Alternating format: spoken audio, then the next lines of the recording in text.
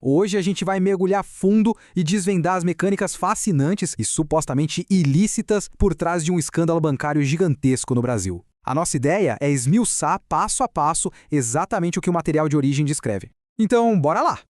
A grande dúvida que fica no ar, logo de cara, é a seguinte: o arquiteto dessa operação bilionária seria um gênio do mal das finanças? Ou, no fim das contas, foi só alguém que encontrou uma brecha enorme num sistema que já estava super disposto a ser explorado? Para entender como essa bola de neve começou, a gente precisa voltar um pouquinho. E isso nos leva à primeira fase dessa história, a base do sistema bancário.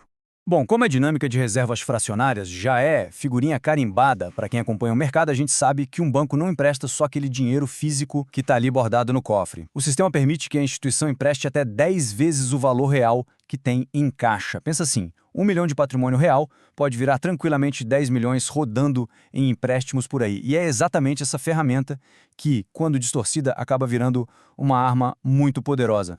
Só que existe uma rede de segurança para frear essa alavancagem toda, que é o famoso Índice de Basileia. Pela regra, os bancos são obrigados a manter uma porcentagem mínima, geralmente ali na casa dos 12% do capital, retida em ativos que sejam muito líquidos e seguros, tipo títulos públicos. Essa é a barreira legal para impedir que o banco quebre se todo mundo resolver sacar o dinheiro ao mesmo tempo. E detalhe, foi exatamente essa barreira que virou o alvo principal da suposta fraude. O que nos leva à fase 2, o esquema da alavancagem. A fonte conta que logo depois do operador adquirir uma instituição falida e mudar o nome para Banco Master, ele precisava de uma isca perfeita para uma expansão agressiva. E para atrair um volume absurdo de depósitos assim do dia para a noite, a oferta tinha que ser irrecusável. A isca, CDBs pagando 140% do CDI ou com taxas pré-fixadas de 20% ao ano. Um negócio surreal que garantiu aquela enxurrada inicial de dinheiro no caixa para fazer a roda girar.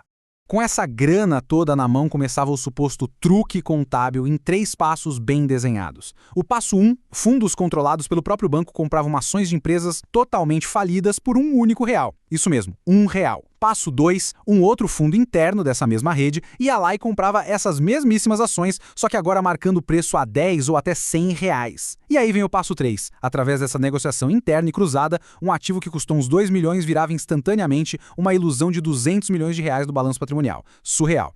É o que chamamos de efeito balão. Inflando o balanço artificialmente com esse valor que não existia, a instituição passava bonitinha na régua do índice de Basileia. Como o patrimônio parecia gigantesco lá no papel, o banco ganhava o direito de emprestar volumes cada vez maiores. Eles estavam, literalmente, injetando ar falso nos livros contábeis para conseguir multiplicar dinheiro real numa velocidade assustadora. Mas como manter isso tudo de pé? Chegamos à fase 3, comprando silêncio e influência. O material que estamos analisando afirma que, para sustentar toda essa ilusão, foi preciso montar uma rede de proteção gigante e super diversificada. Tudo teria começado calando o pessoal de baixo escalão do Banco Central e da CVM. Depois a coisa escalou para Brasília, envolvendo deputados e senadores. E não parou por aí. A influência supostamente chegou em pastores, igrejas e até influenciadores digitais, com relatos de pagamentos de R$ 2.500 por vídeo, só para criar uma cortina de fumaça positiva nas redes sociais. Para ter noção da escala desse absurdo, é só comparar a realidade de um funcionário público com o que era bancado pelo esquema. Pensa num servidor com um salário oficial ali nos R$20 mil. De repente, essa pessoa estava viajando para Fernando de Noronha com tudo pago pelo banco, recebendo cartões com limites fora da realidade de 30 milhões e ganhando mimos de luxo, tipo bolsas de grifes no shopping Iguatemi. Com regalias tão insanas assim, a fiscalização simplesmente evaporava.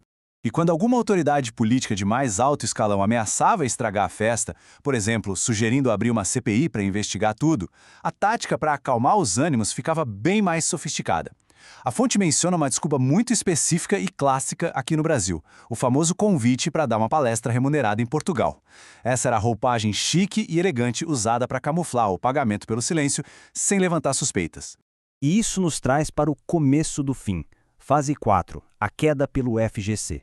É aqui que acontece um erro de cálculo simplesmente fatal. A narrativa aponta que o operador agiu com a certeza absoluta de que o FGC, o Fundo Garantidor de Créditos, era um poço de dinheiro público pago pelo governo. Só que tem um grande detalhe. O FGC é puramente privado, financiado pelos próprios bancos concorrentes. O arquiteto de tudo isso estava se endividando até o pescoço, achando que o risco ia sobrar para o Estado, quando, na verdade, ele estava mandando uma conta bilionária direto para a mesa dos outros banqueiros. E isso, sem dúvida, selou o destino de toda a operação. Quando as dívidas bateram aquela marca assombrosa de 30 bilhões de reais, os donos dos outros bancos acordaram e viram quem ia ter que pagar a fatura. O sistema reagiu na hora. Uma nova administração, bem mais dura e inflexível, assumiu o Banco Central e a CVM e veio com uma intervenção pesadíssima.